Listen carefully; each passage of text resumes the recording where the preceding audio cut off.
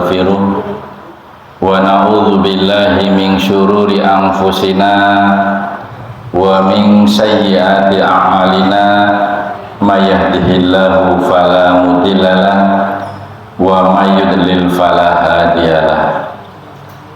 Asyhadu an la ilaha illallah wahdahu la syarikalah wa asyhadu anna Muhammadan abduhu wa rasuluh.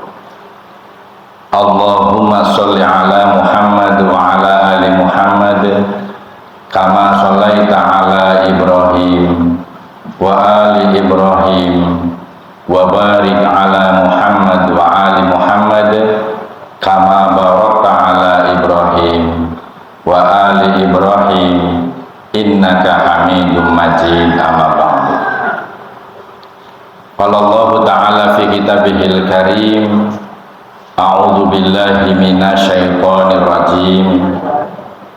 Laqad khalaqnal insana fi ahsani taqwim tsumma radadnahu asfala safilin. Al-ayat. Para hadirin, wabil khusus segenap pimpinan cabang Muhammadiyah Kecamatan Tanjung yang saya hormati, kemudian segenap pengurus Masjid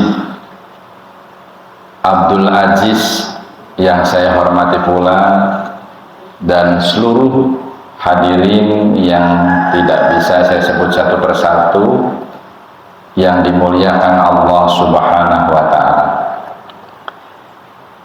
Pada kesempatan pagi hari ini, marilah kita selalu bersyukur atas nikmat Allah yang paling tinggi, yaitu nikmat iman, nikmat Islam, dan nikmat sehat. Sehingga hadirnya kita semua di majelis ilmu yang sangat bermartabat di hadapan Allah dan di hadapan manusia, kita dalam keadaan sehat walafiat, tiada suatu kekurangan apapun, sehingga kita bisa hadir untuk thalabul ilmi.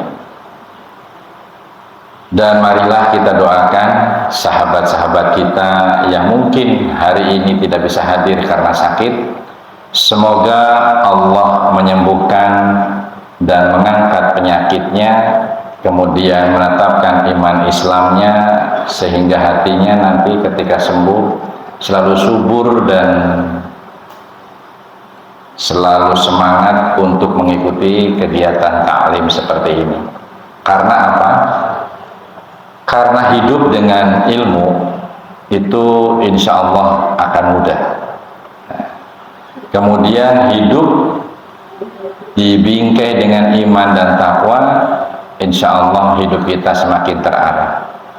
Namun di dalam mencapai semua ini, mestinya kita juga perlu sisipan, ya, mungkin seperti kayak bacaan Al-Quran dengan seni qiraatul Quran, atau dengan seni-seni yang bermanfaat, seni yang tidak mengandung ujaran kebencian, seni yang tidak menjauhkan diri kita dengan ketafidan kepada Allah Subhanahu wa ta'ala. Insya Allah hidup kita dengan sisipan seni akan terasa indah. Para hadirin yang dimuliakan Allah, mungkin untuk menyingkat waktu supaya materi ini bisa selesai dalam satu pertemuan, karena materi ini sangat dirasakan atau menyentuh kepada lapisan masyarakat yang angkanya itu sangat terlalu tinggi untuk di Indonesia. Nah, kita bisa melihat langsung masuk ke ke slide. Jadi the silent killer itu maknanya si pembunuh senyap. Ini biasanya hal seperti ini kita sering mendengar, tetapi jarang sekali di antara kita bahwa yang namanya si pembunuh senyap atau the silent killer itu merupakan ancaman yang sangat berbahaya di dalam kehidupan kita sehari-hari. Para hadirin yang dirahmati Allah, sebelum masuk kepada materi, marilah kita memanjatkan sholawat dan salam kepada Allah supaya selalu tercurah kepada baginda Nabiullah Muhammad SAW, kepada para sahabat, kepada para keluarganya, dan insya Allah melimpah pula salam sejahtera itu kepada kita yang selalu berjuang menjadi pengikut, menjadi orang-orang yang setia menjalankan syariatnya ila yaumil qiyamah. Amin ya rabbal alamin. Mungkin tidak perlu kenalan karena di awal-awal kita berjumpa sudah pernah berkenalan ya. Kita langsung, ini hanya mengingatkan saja ini. The silent killer itu atau si pembunuh senyap ini mungkin kita sering mendengar yang disebut penyakit hipertensi, Pak. Nah, ini hipertensi itu sering disalahartikan karena makna hipertensi menurut tata bahasa yang berkembang di masyarakat ini mengandung makna darah tinggi. Ini sebelum masuk ke materi, hipertensi diartikan darah tinggi. Nah, namun sering terjadi salah kaprah, Pak. Ya, kalau darahnya rendah, itu masyarakat kita masih banyak yang beranggapan bahwa darahnya sedikit atau disebut kurang darah. Ini sangat keliru. Sebaliknya, kalau hipertensi di atas, nanti kan apa yang disebut darah tinggi nanti ada yang disebut darah tinggi. Kalau darahnya diukur oleh Pak Dokter, oleh bidan, oleh mantri, kemudian Bu, Pak ini panjenengan darah tinggi. Nah, lantas pemahaman itu langsung masuk kepada ranah, wah kalau begitu darah saya terlalu tinggi berarti terlalu banyak darahnya. Nah, ini pemahaman yang sedikit salah kaprah. Nah, aslinya yang namanya darah tinggi itu adalah suatu keadaan di mana jantung memompa darahnya itu lebih tinggi daripada kondisi yang normal. Itu yang disebut darah tinggi atau hipertensi. Nah, kenapa disebut si pembunuh senyap atau tadi di dalam ya ini kita bisa lihat nih di the silent killer ya, ini bahasa Inggris, Pak. Ini namanya seperti keren ya. Mungkin kalau kita pernah nonton film James Bond itu kan ada ya. Ini ada yang judulnya The Silent Killer ya. Tapi ini bukan hipertensi, Pak.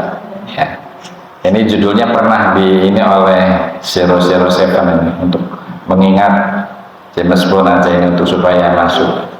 Jadi The Silent Killer di sini adalah bukan filmnya James Bond, tapi si pembunuh senyap ya yang disebut dengan tadi hipertensi atau darah tinggi.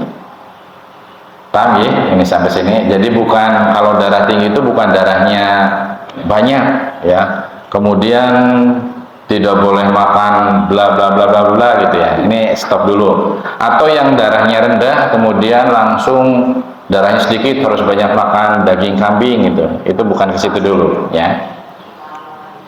Nah, ini lanjut ya. Di sini baru masuk kepada pengenalan ya. Penyakit hipertensi atau darah tinggi ya ini, atau yang disebut si pembunuh senyap. Ini karena sering dalam kondisi parah, ada beberapa pasien, ada beberapa orang yang tensinya tinggi tapi tidak memiliki gejala atau tanda-tanda, tidak pernah mumet, tidak pernah cengel ya, tidak pernah emar atau kebas dan sebagainya. Ini biasanya keadaan hipertensi ini tidak merasakan gejala apapun. Ini pada tahap-tahap awal biasanya ya. Ini tidak menimbulkan gejala yang membuat kita terpanggil atau termotivasi untuk berobat, ya, atau untuk datang konsultasi kepada ahlinya.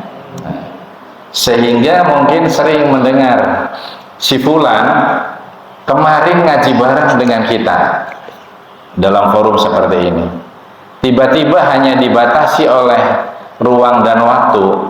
Kemarin kita ketemu di masjid, nah bergeser hanya 24 jam, nah, mendengar berita di pasar, di kantor dan sebagainya, si fulan meninggal mendadak di sawah atau di kantor. Atau ada yang lebih sering membuat kita kadang-kadang kemarin sedang bercanda ria, sedang guyonan, tiba-tiba jatuh kemudian tidak bisa tertolong. Nah, ini kenapa disebut si pembunuh senyap? Ini artinya begini. Jadi tidak punya gejala yang membuat kita termotivasi untuk berobat, namun tiba-tiba kondisi yang namanya disebut meninggal itu sangat sering terjadi. Kemudian apa sih yang disebut orang darah tinggi? Nah, ini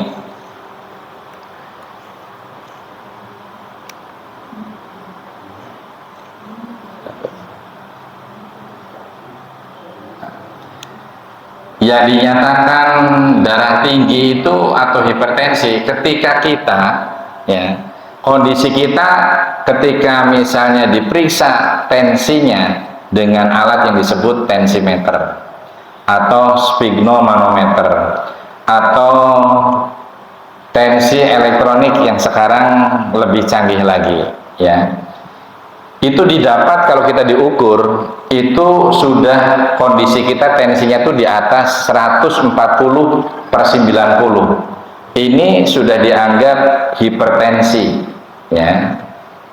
Nah, ini pun masih dipengaruhi oleh faktor usia dan faktor genetik, ya. Tetapi ini satuan di atas 140/90 mm Hg itu adalah satuan internasional, Pak, kesepakatan internasional.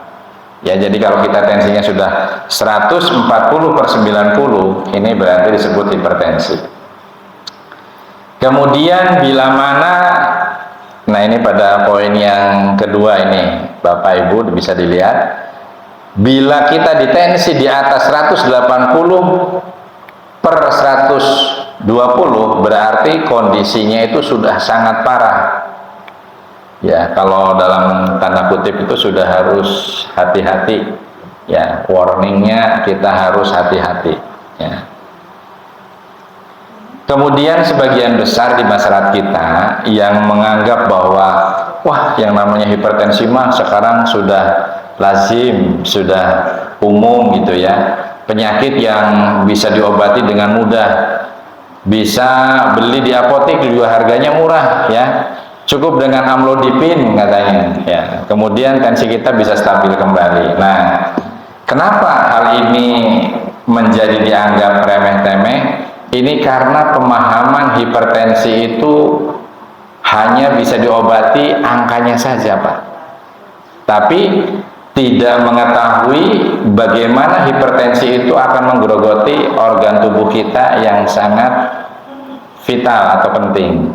Nah, untuk mengetahui itu kita juga perlu belajar di sini, ya, bahaya-bahaya ketika kita mengalami hipertensi. Nah, ibu-ibu dan bapak-bapak yang saya hormati, ya, hipertensi yang dibiarkan terlalu lama ini justru akan menyebabkan pembuluh darah menjadi kaku atau tidak elastis, ya. Di mana ini bisa ini.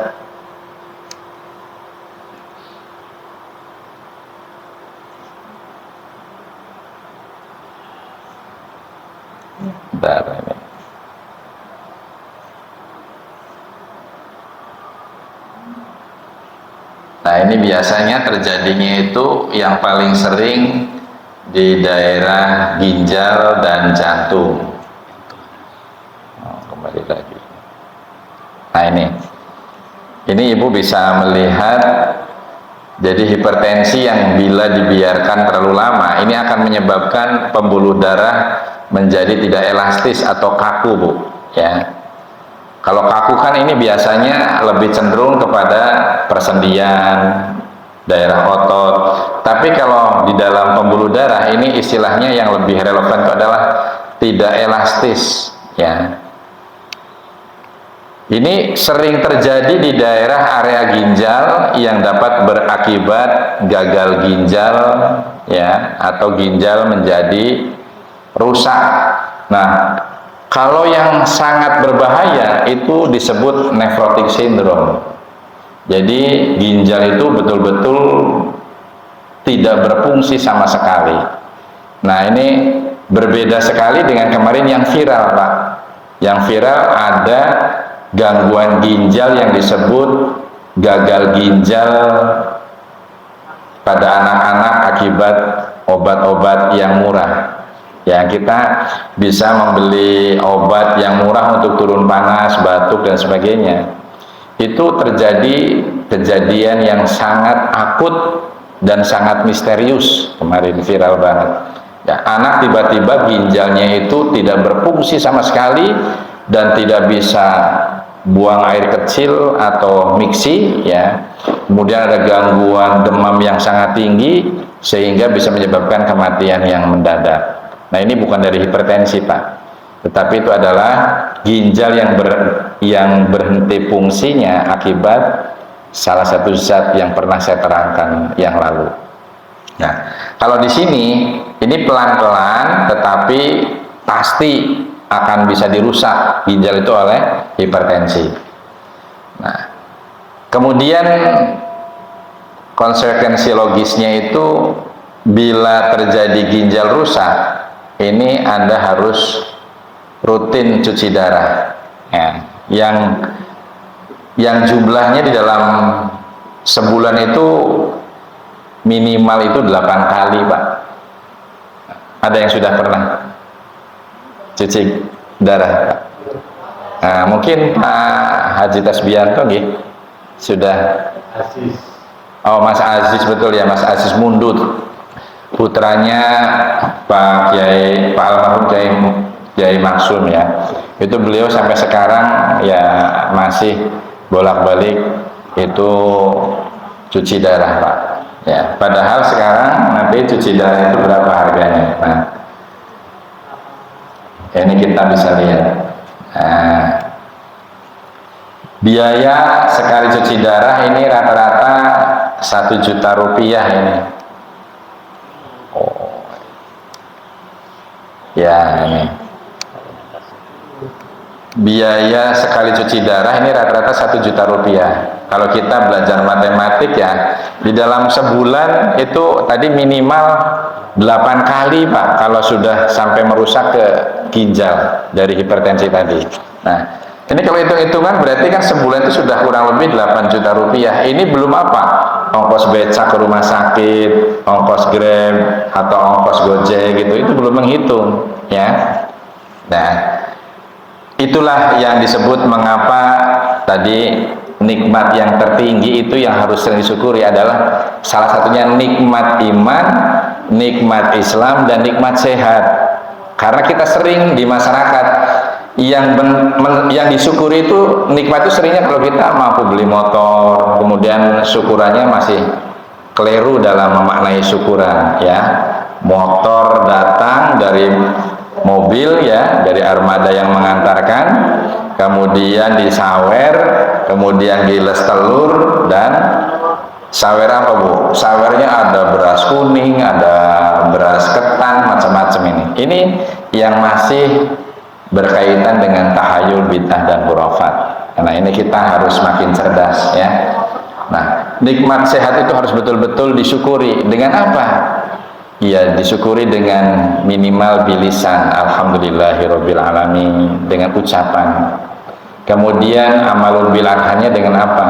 kita selalu melaksanakan perintah Allah dan Rasulnya, dan sekaligus berjuang untuk meninggalkan larangan-larangannya. Kemudian yang poin kedua ini ya, hipertensi juga menyebabkan pembuluh darah menjadi tidak elastis ya. Ini memang saya menggunakan kaku itu, mungkin literaturnya ini biasanya cenderung digunakan kalau kaku itu untuk sistem muskulaskeletal. Muskula itu adalah muskulus, otot ya. Skeletal itu rangkaian dari persendian dan tulang, itu bisa mengalami kekakuan. Tapi kalau untuk pembuluh darah, ini istilah yang lebih relevan, ini adalah elastisitas pembuluh darahnya jadi terganggu ya, terutama di daerah otak dan jantung.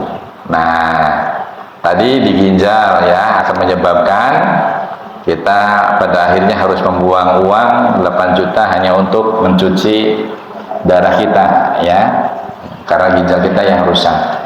Yang kedua yaitu terjadinya tidak elastisnya pembuluh darah di daerah otak dan jantung.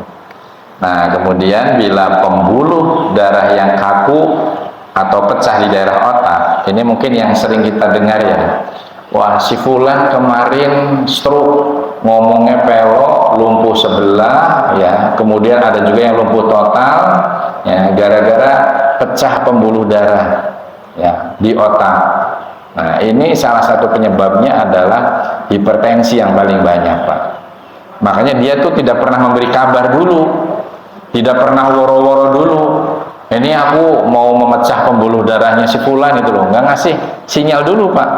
Tiba-tiba ces ya, kemudian terjadilah pecah pembuluh darah di area otak yang akan menyebabkan stroke, hipertensi. Nah, stroke juga macam-macam nanti. Ini kita ceritanya hipertensi dulu. Para hadirin yang dirahmati Allah ya, kenapa kita harus tahu tentang hipertensi? Karena kita tadi di awal ya, diciptakan sebagai manusia itu adalah makhluk yang paling sempurna dalam penciptaannya, namun akan dijatuhkan kepada tempat yang serendah-rendahnya, yaitu kepada orang-orang yang tidak bersyukur atas nikmat-nikmat Allah dan selalu berbuat dosa. Kenapa kita cerita tentang hipertensi? Ini kita harusnya menjadi manusia yang diciptakan paling sempurna.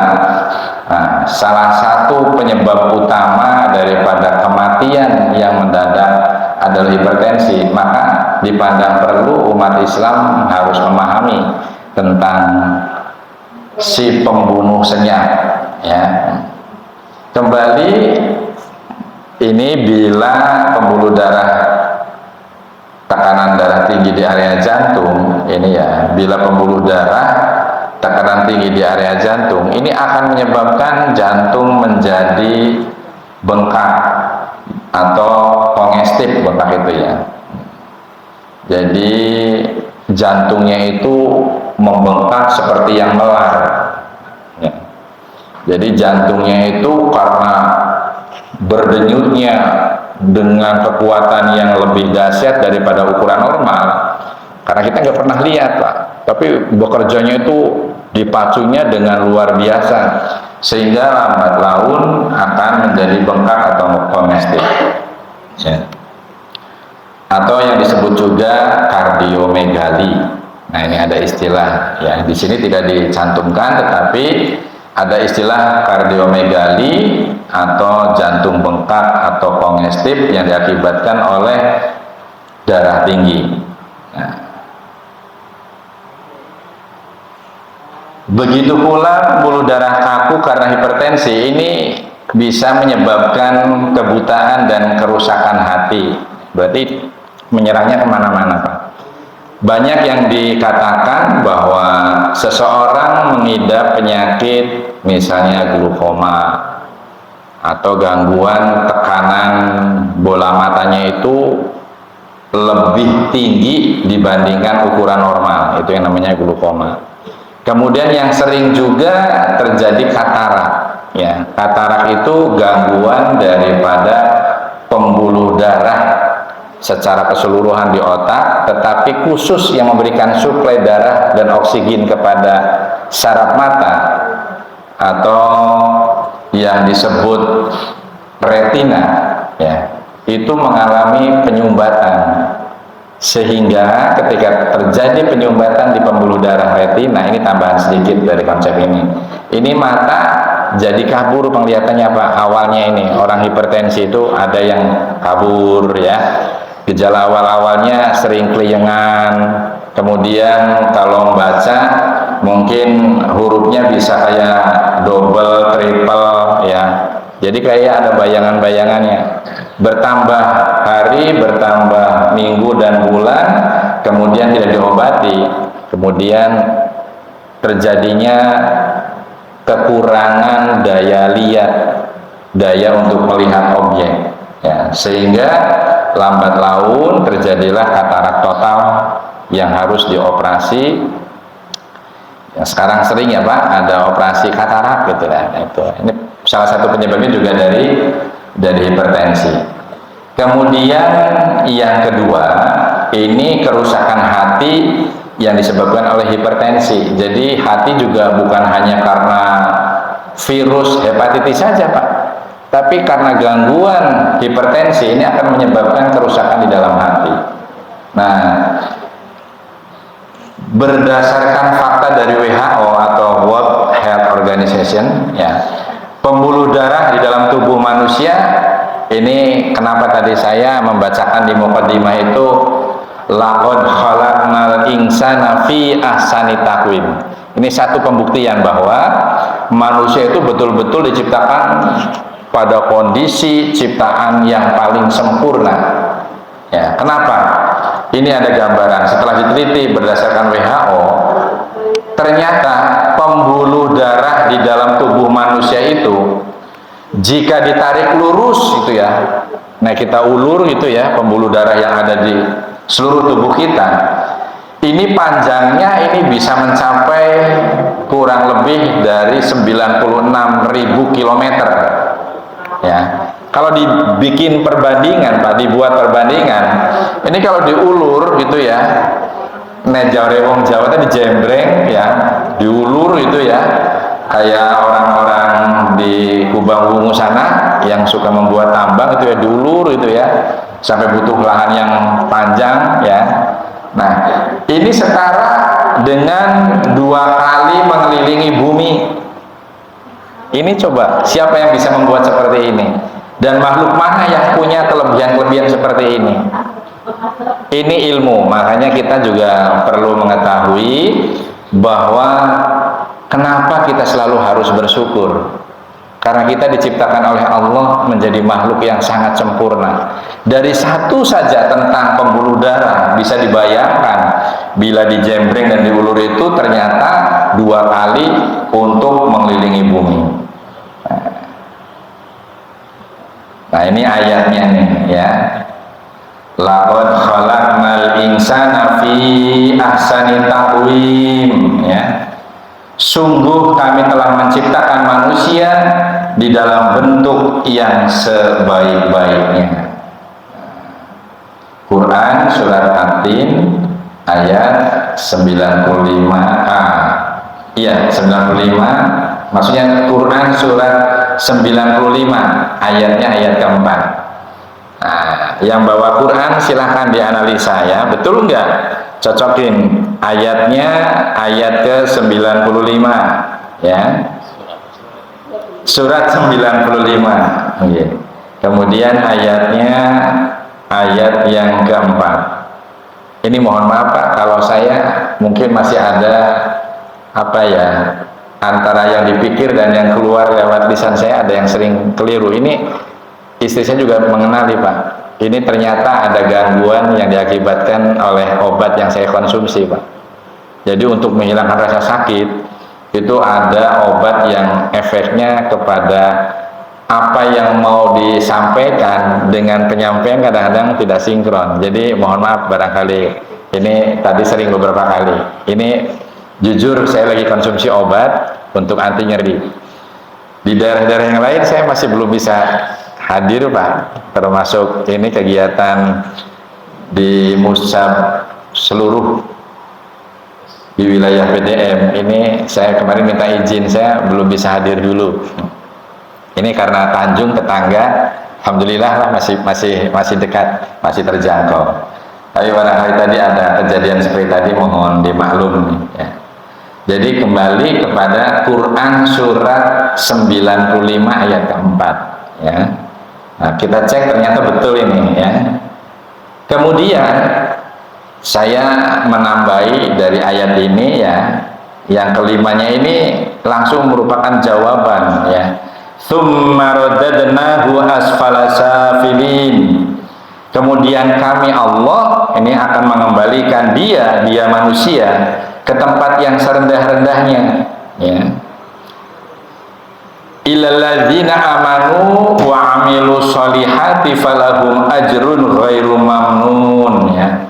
Illa kecuali alladzina orang-orang yang amanu beriman wa amilus solihat dan orang-orang yang beramal soleh falahum ajrun ghairu mamnun ya.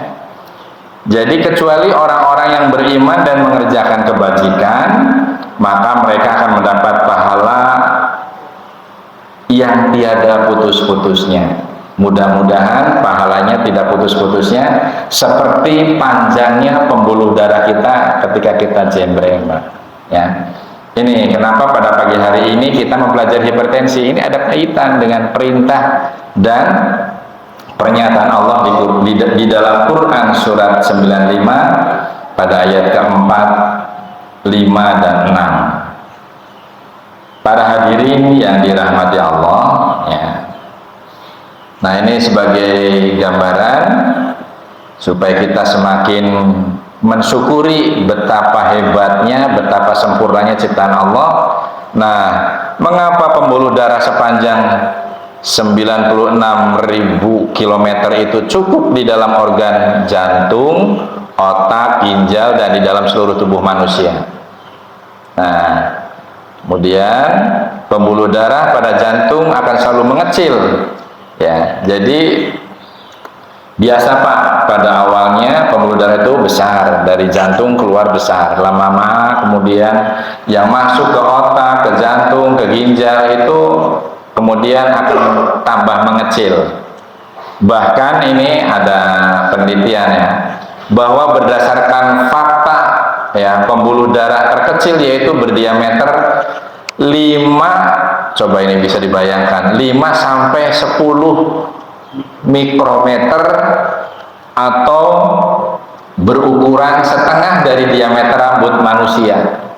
Bisa dibayangkan tadi, makanya sangat kecil sekali ya pembuluh darah itu ya, tetapi bisa dilewati oleh darah setiap hari.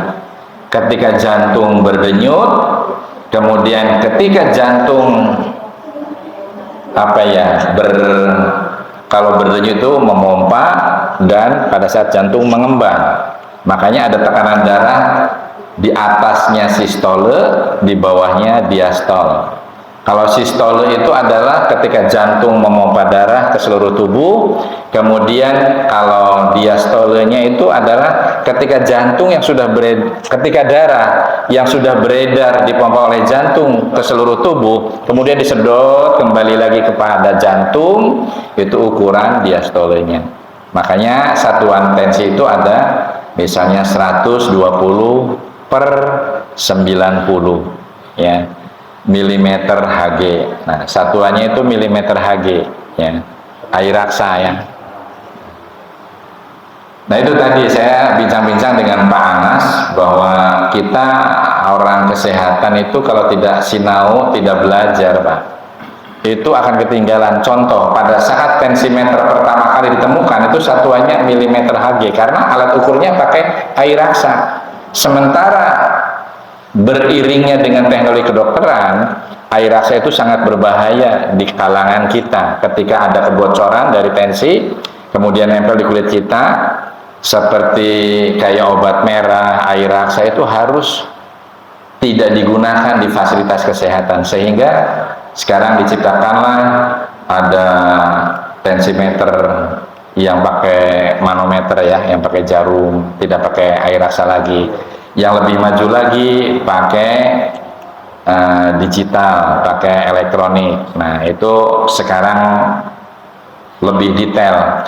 Jadi bukan hanya cuma 120 per 80, tapi sekarang bisa 123 per ya, koma-komanya itu lebih detail Pak.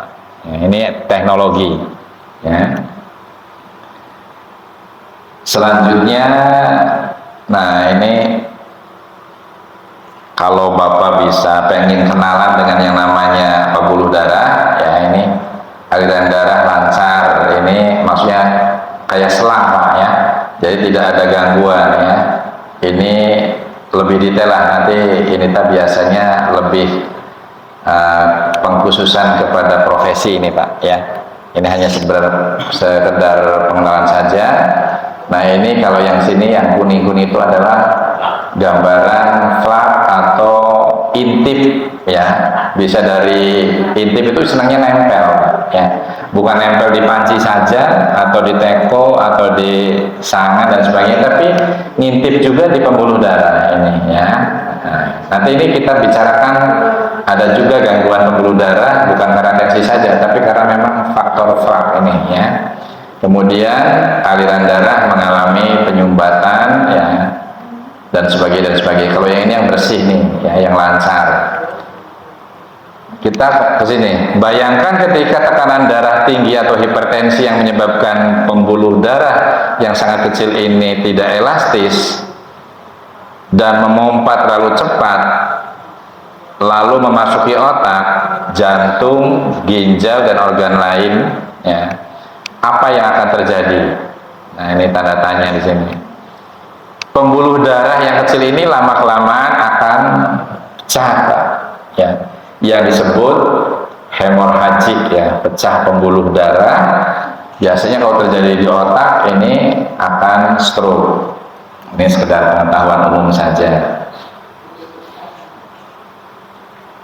Nah ini yang tadi dikatakan oleh saya ya, bahwa pembuluh darah pada awalnya dari jantung keluar besar Pak ya, terus lama, terus kemudian ini jadi mengecil. Tadi bila dijembreng, ini kalau untuk mengukur bumi ini 2 kali lipat ini. Padahal terletak di dalam tubuh yang namanya manusia. Ini tadi sudah disebutkan ya, pecah di otak menyebabkan stroke. Kemudian pecah di ginjal terjadi gagal ginjal ya. Pecah di jantung ini menjadi jantung yang kongestif ya. Adakah cara untuk membantu mengurangi hipertensi agar pembuluh darah tidak kaku atau lebih fleksibel? Jawabnya ada, yaitu dengan pola makan secara islami. Nah ini nanti ayatnya kita analisa dari sini ya.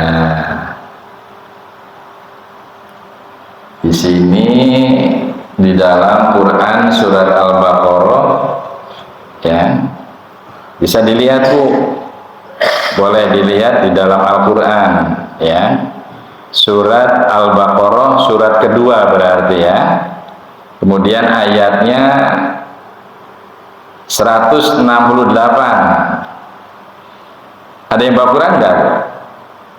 Nah kalau bisa dibiasakan ya.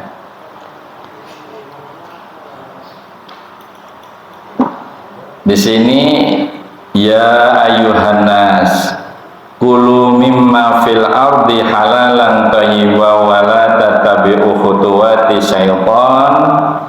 Ya, di sini lengkapnya innahu lakum aduwwum mubin. Wahai manusia, makanlah dari makanan yang halal dan yang baik yang terdapat di bumi, dan janganlah kamu mengikuti langkah-langkah setan, sungguh setan itu musuh yang nyata bagimu. Nah ini berarti tadi di dalam awal penyampaian ya, jadi faktor hipertensi itu salah satu penyebabnya adalah kita sembrono di dalam memilih atau pola makan ya, baik milih makanannya dan cara pengolahannya. Lanjut ya. Nah, ini kita mengenalkan ini. Kita punya dokter yang luar biasa ini tentang gizi nih ya. Ibu bisa melihat di sini ya. Yang berbahaya dari hipertensi adalah semakin lama dibiarkan semakin tidak bisa dirasakan gejala-gejala penyakit hipertensi. Ini Pak, maksudnya pada awal-awal hipertensi itu menyerang kita, biasanya dia tanda-tanda yang paling sering itu kepala sering sakit ya. Kemudian lehernya sering kaku. Lambat laun ya dia akan menyesuaikan diri pembuluh darah, kemudian tidak menimbulkan gejala, merasanya tidak ada keluhan ya. Kemudian pada berikutnya ini di sini pernyataannya tadi menurut Pak Dokter ya, ini Dokter Gaga Irawan Nugraha, ini Master Gizi ya Bu. Nah, ini tubuh manusia dapat beradaptasi dengan rasa sakit sehingga kita tidak lagi mengetahui bahwa sebenarnya tekanan darah di dalam tubuh kita tetaplah tinggi dan sangat berbahaya. Nah, ini orang-orang yang sudah pernah mengenali hipertensi ya, saya sudah kena hipertensi tetapi kok tidak ada keluhan, ini harus hati-hati Bu ya, karena tadi ini si pembunuh senyap itu kadang-kadang tiba-tiba saja tanpa woro-woro ya menyebabkan stroke, menyebabkan kematian mendadak. Nah, di sini ada sedikit pengenalan ya. Ada yang ini apa namanya metode ya untuk mengetahui kita tuh tensinya sudah berbahaya atau tidak. Ini ada metode dengan sistem pulse wave velocity ya. Ini anulah lebih bersifat teknis untuk ahli ya. Kita lewat saja wis. Nah, ini gambaran daripada pembuluh darah ini ya. Ada pembuluh darah yang bercabang begini ya. Ini yang poin kedua. Kalau ini yang sehat Bu, nanti ukurannya seperti ini. Nanti kalau ini harus dibahas dalam penjelasan yang lebih khusus nanti. Nah, yang ini menggambarkan bahwa ada pembuluh darah yang rapuh. Pembuluh darah karena hipertensi itu rapuh, tidak elastis, sehingga sisa-sisa makanan yang diserap dan ikut masuk ke dalam pembuluh darah yang bersifat kolesterol, trigliserida ini mudah nempel karena pembuluh darahnya sudah tidak elastis, jadi mudah nempel. Nah, ini nanti lambat laun pembuluh darah ini akan rapuh seperti ini. Nah, ini tadi sudah dibahas. Pulse wave velocity itu adalah mengukur apakah kita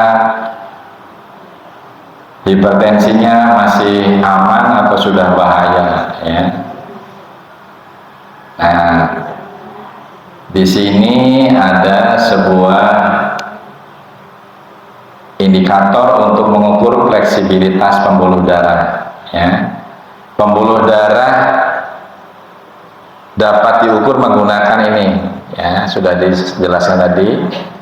Bila pulse wave velocity Anda tinggi, berarti pembuluh darah Anda fleksibel atau masih elastis dan dalam keadaan bagus serta sehat. Ini memang metode ini nanti ya, hanya pengenalan saja ya. Ini lanjutan, bila PWV-nya rendah, berarti pembuluh darah Anda ini sudah mengalami kekakuan atau sudah tidak elastis lagi dalam keadaan tidak sehat. Biasanya disebabkan oleh banyaknya, nah ini tadi. Jadi yang menyebabkan lebih beresiko itu adalah pembuluh darahnya itu rapuh dulu, tidak elastis dulu. Kemudian ketika ada kolesterol, ada gula darah, lemak dan flak di dalam pembuluh darah Anda, ini mudah nempel. Nah, sehingga ini di dalam Quran surat Al-A'raf ayatnya 31, kemudian pada surat ke-7 berarti ya. Ya bani Adam khudhu zinatakum inda kulli masjidi wa kulu wasrobu wa la tusrifu innahu la yuhibbul musrifin. Nah, ini kita diingatkan, wahai anak cucu Adam, pakailah pakaianmu yang bagus pada setiap masuk masjid. Yang ini menggambarkan untuk kesehatan jasadiah yang melingkupi dengan tubuh kita. Kulit tubuh terus dilindungi dengan pakaian yang bagus ketika memasuki masjid. Masjid itu adalah satu contoh atau miniatur kehidupan, ya, hidup berjamaah. Itu pakai pakaian yang bagus, yang bersih, yang sehat. Ini di sini bagus itu bukan berarti bagus hanya secara branded atau kualitas, tetapi bagus secara syar'i, ya, secara aturan agama. Kemudian makan dan minumlah, tetapi jangan berlebihan. Nah, sehingga kalau kita berlebihan di dalam makan sate, kita sebenarnya kalau dari ilmu gizi, kita paling untuk ukuran satenya Tanjung itu kita 3 tusuk, Pak. Ya. Tapi kalau kita lebih dari 3 tusuk, sehingga ini bermasalah, kolesterolnya tinggi, maka kolesterol total ketika di laboratorium akan meningkat. Kemudian trigliseridanya juga akan meningkat. Nah, gula darah ini terutama ini yang senang manis ini, ya. Kita sekarang minum manis, nanti di rumah juga minum manis sehari 3 kali. Belum lagi masakan kita juga sudah ada gulanya. Nasi kita bahan baku makanan pokoknya, ini nasi itu karbohidratnya tinggi dan dirubah menjadi gula. Nah, ini juga sangat berisiko untuk apa? Untuk meningkatnya kadar gula darah, ya, yang disebut diabetes nantinya, ya. Kemudian trigliserida ini lemak dan flak-flak yang lain. Nah, flak yang lain asam urat, ya, urium, kreatin. Nah, ini unsur-unsur mineral yang ngintip sehingga menjadi penyakit yang berkolaborasi dengan hipertensi, sehingga disebut the silent killer, ya, menjadi pembunuh yang senyap. Ini ayatnya berarti jelas bahwa kita itu harus betul-betul berjuang mengeliminasi, mengurangi, dan sekaligus kalau bisa menumpas habis kita tidak terkena dengan hipertensi. Nah, ini perlu kita pahami bersama, ya. Pembuluh darah yang kaku ini bisa terjadi karena hipertensi. Nah, ini karena salah satu penyakit yang disebut tadi the silent killer. Bisa juga oleh faktor usia, ya, proses degeneratif, ya. Kemudian jarang berolahraga, ibu, bapak, ya, ini penting sekali. Jadi jantung supaya sehat itu harus selalu bergerak yang maksimal dengan kerja, dengan olahraga, sehingga kita diajarkan tidak menjadi manusia yang malas. Nah, ini kalau ini semua tidak dilakukan dengan bagus, ya, dengan harmonis, ini akan membuat otot di pembuluh darah tidak fleksibel atau tidak elastis. Nah, selanjutnya pembuluh darah yang tidak elastis atau memiliki resiko tinggi ini untuk tersumbat dari pembuluh darah yang normal dan fleksibel, ya. Pembuluh darah yang kaku memiliki resiko tinggi, ya, artinya beresiko, tadi sudah dijelaskan. Jadi kalau misalnya ada kolesterol mudah nempel, ya, ada purin, asam urat, itu mudah nempel sehingga akan mengganggu jalannya aliran darah. Akan berkaitan dengan beberapa penyakit yang ketika ada hipertensi kemudian kolesterolnya tinggi, itu dia akan ada hiperlipidemia. Tapi ini bahasanya harus lebih spesifik. Ini banyak, ini kayak kuliah jadinya nih. Nah, ini dinding pembuluh darah yang rapuh. Ini yang pembuluh darah yang rapuh, gambarannya seperti ini, ya. Kita bisa membaca bersama nih, ya. Apakah Anda sering mendengar orang tiba-tiba meninggal akibat serangan jantung tanpa ada gejala? Nah, ini Ibu sering mendengar ya? Nah, sering lah ini. Zaman sekarang karena faktor makanan, budaya, kebiasaan yang buruk dari masyarakat kita, baru kaya sedikit, beli mobil ya. Kemudian senang jalan-jalan. Nah, biasanya kalau senang jalan-jalan itu langsung kuliner, makanan ya. Sudah makan dari rumah, mau berangkat sudah makan. Wah, lihat bakso, lihat comai, lihat apa, pengen semuanya di tempat wisata. Karena ketika pembuluh darah yang mengarah ke jantung yang tidak sehat sebagai arteri koroner tersumbat, karena ada flek-flek yang menyangkut atau menyumbat ya, akibatnya peredaran darah ke jantung menjadi tidak lancar. Ini jelaslah ya.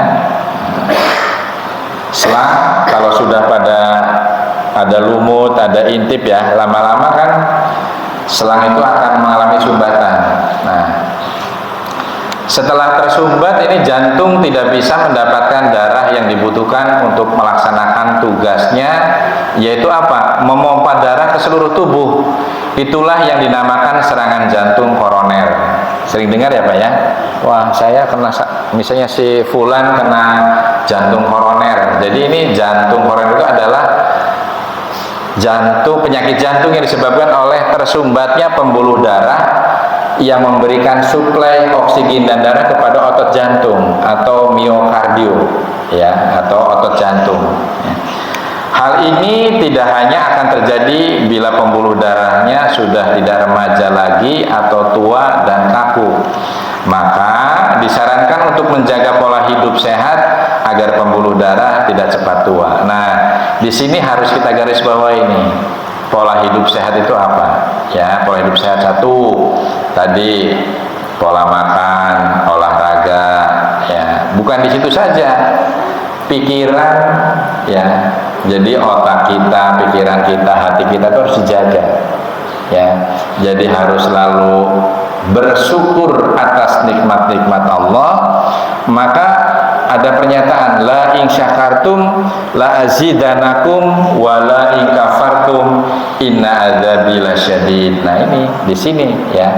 Banyak-banyaklah bersyukur atas nikmatku, kata Allah, pasti akan ditambah nikmat yang lebih ya. Orang yang selalu bersyukur kemudian menjaga pola hidup, pola makan, pola olahraga, ini akan ditambah nikmat dengan apa?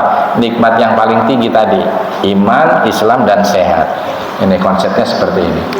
Hal ini hanya akan terjadi bila pembuluh darah sudah tidak remaja lagi atau tua dan kaku. Ini maka disarankan untuk menjaga ini tadi ya. Nah, kemudian hipertensi bila dibiarkan terlalu lama akan membuat dinding pembuluh darah itu rapuh. Nah, ini adalah salah satu faktor ya, rapuhnya karena akibat hipertensi bila dibiarkan terlalu lama. Sudah habis apa ya? 24, cepat aja wis ini ya. Ini merokok, ini bapak-bapak nih, ibu-ibu ada yang merokok nggak nih? Nggak ada ya. Merokok telah terbukti bisa menambah flak-flak yang menempel pada dinding pembuluh darah. Ini lebih cepat sebelum waktunya. Jadi yang paling berbahaya dari merokok ini adalah mengganggu kepada sistem kardiovaskuler. Kardio itu jantung, vaskuler itu adalah sistem pembuluh darah. Ini terbukti di ranking pertama, ini rokok itu merusak jantung dan pembuluh darah. Oleh karena itu kita sering mendengar orang yang masih muda pun meninggal akibat serangan jantung. Karena apa? Salah satu penyebabnya adalah perokok berat pada usia muda. Nah, ini sel lemak atau flak pembuluh darah ya, yang ketiga. Nah, ini sel lemak atau flak pembuluh darah ini kesimpulan rangkaian penuaan pada pembuluh darah yang disebabkan oleh hipertensi seperti pembuluh darah kaku atau PWV-nya rendah. Ini dinding pembuluh darah menjadi menua dan penumpukan plak pada pembuluh darah adalah penyebab utama terjadinya penyakit jantung, stroke, gagal ginjal, dan beberapa organ tubuh lainnya. Tadi seperti mata yang kena katarak atau kabur, hati yang merusak ya, hati yang rusak akibat hipertensi. Ini banyak sekali ya. Ini kita mungkin perlu di sini Bu ya, mengingatkan kita nih, membantu merawat, meremajakan dan merejuvensi atau memulihkan dinding pembuluh darah yang sudah tua. Ini membantu mengecilkan sel lemak yang menempel di daerah pembuluh darah, yaitu tadi dengan pola makan yang sehat, olahraga, dan menjaga pikiran serta hati kita selalu bersyukur atas nikmat-nikmat Allah. Nah, tadi ini sudah disebutkan, gaya hidup ini adalah solusi terbaik, solusi termurah, solusi termudah ya. Tapi kadang-kadang ini enteng kecape tapi abot sanggane. Setiap orang bisa ngomong, wah iya saya harus olahraga, saya harus menjaga pola makan, saya harus bisa menjaga pikiran dan hati. Tapi setan itu tadi adalah makhluk yang betul-betul minta kepada Allah ditangguhkan kesempatannya mencari ikhwan, mencari teman, yaitu dari golongan manusia. Teman untuk di mana? Untuk di neraka yang disiapkan oleh Allah Subhanahu wa taala bagi orang-orang yang kurang bersyukur dan banyak dosa. Mungkin itu saja yang bisa saya sampaikan. Mudah-mudahan bermanfaat. Ini memang penyakit hipertensi itu adalah pintu Pak, pintu pembunuh senyap. Sebenarnya nanti berkaitan dengan penyakit yang ketika hipertensi lama, pembuluh darah itu tidak elastis, kemudian ada lemak, ada purin, ada asam urat yang mudah nempel, nanti timbul penyakit-penyakit komplikasi. Sehingga kita sering mendengar penyakit komplikasi. Nah, karena kita dibatasi oleh waktu, mungkin bila ada sumur di ladang, bolehlah kita menumpang mandi. Insya Allah bila ada umur yang panjang, kita bisa bersua kembali ya.